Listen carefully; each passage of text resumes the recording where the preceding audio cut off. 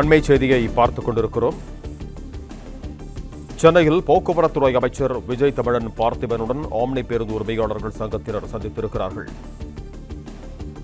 இது தொடர்பான கூடுதல் விவரங்களோடு இணைகிறார் எமது செய்தியாளர் ராஜகுமரன். வணக்கம் ராஜகுமரன், உங்களிடம் இருக்கும் தகவல்களை சொல்லுங்கள். சென்னை தலைமைச் செயலகத்தில் போக்குவரத்துத்துறை அமைச்சர் விஜய் தமிழன் பார்த்திபனோடு அனைத்து ஆம்னி பேருந்து உரிமையாளர் சங்கத்தின் சார்பிலே ஒரு சந்திப்பை மேற்கொண்டிருக்கின்றார்கள். இந்த சந்திப்பிலே பல கோரிக்கைகளை ஆம்னி பேருந்து உரிமையாளர்கள் முன்வைத்திருக்கின்றார்கள். முக்கியமாக ஆம்னி பேருந்து உரிமையாளர்களை பொறுத்தவரை சென்னை கோயம்பேடு பேருந்து நிலையம் மீண்டும் திறக்கப்பட வேண்டும் என்கின்ற ஒரு கோரிக்கையை புதிய அரசு அமைந்த பிறகு தற்பொழுது முன்வைத்திருக்கின்றார்கள். அதாவது சென்னை கிளாம்பாக்கம் பேருந்து நிலையம் திறக்கப்பட்ட பிறகு சென்னை மாநகருக்குள்ளாக போக்குவரத்து நெரிசல் குறையும் என்று எதிர்பார்க்கப்பட்டது. ஆனால் இப்பொழுது போக்குவரத்து நெரிசல் அதிகரிப்பதற்கு கிளாம்பாக்கம் பேருந்து நிலையம் காரணமாகி இருப்பதாக குறிப்பிட்டிருக்கக்கூடிய ஆம்னி பேருந்து உரிமையாளர்கள், எனவே இந்த புதிய அரசு அமைந்திருக்கக்கூடிய சூழ்நிலையை கோயம்பேடு பேருந்து நிலையத்தை மீண்டும் பயன்பாட்டுக்கு கொண்டு வர வேண்டும். முக்கியமாக ஆம்னி பேருந்துகள் கோயம்பேடு பேருந்து நிலையத்திலிருந்தே பயணிகளை ஏற்றிச் செல்வதற்கு அனுமதிக்க வேண்டும் என்ற ஒரு கோரிக்கையை முன்வைத்திருக்கிறார்கள்.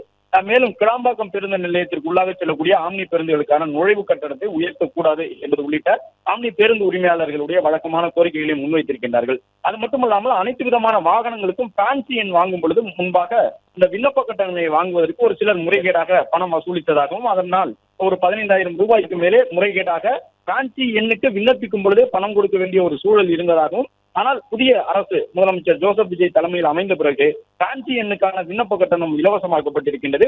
எந்த விதமான முறைகேடும் இல்லாமல் நேரடியாக ஃபேன்சி எண்ணுக்கான தொகை என்னவோ அந்த தொகைக்குரிய கட்டணத்தை மட்டும் செலுத்தி ஃபேன்சி எண்களை பெற முடிகின்றது. இதுபோன்று வெளிப்படையான நடவடிக்கைகளை ஆன்லைன் முறையிலே ஃபேன்சி எண்களை வழங்குவது உட்பட அனைத்து விதமான வெளிப்படை நடவடிக்கைகளையும் மேற்கொள்ள வேண்டும் என்ற கோரிக்கையை முன்வைத்ததாக ஆம்னி பேருந்து உரிமையாளர்கள் கூறியுள்ளனர். பிளே ஸ்டோர் மற்றும் ஆப் ஸ்டோரில் இருந்து பாலிமர் செயலியை QR கோடு மூலம் பதிவிறக்கம் செய்யுங்கள். செய்திகளை உடனுக்குடன் பெறுங்கள்.